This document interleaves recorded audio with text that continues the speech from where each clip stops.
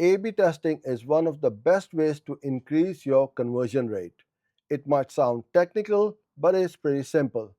If you have a landing page and you're not sure why people aren't converting, A/B testing can help you figure it out.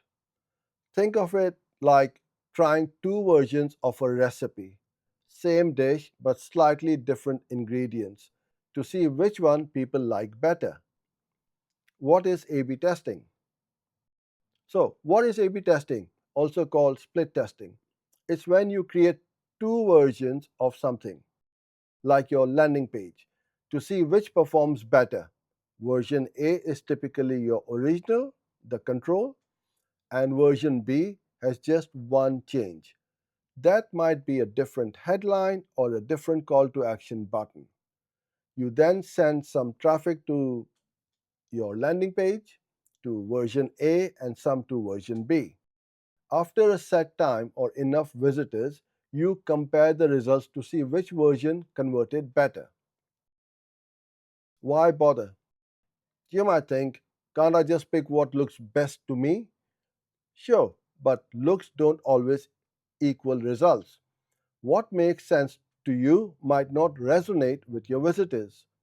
A/B testing removes the guesswork and shows what works based on real visitor behavior. It can help improve things like conversion rates, click through rates, time on page, form submissions, and even sales. Even small changes can have big impact. What can you test? Honestly, almost anything on a landing page. Common things that make a big difference include your headline, the call to action, the text placement or color, images or videos, the page layout, form fields, or adding testimonials or trust badges. Remember this pro tip: only test one thing at a time. If you change too much, you won't know what caused the results. Here are the simple steps to get started. First, set a clear goal. What do you want to improve?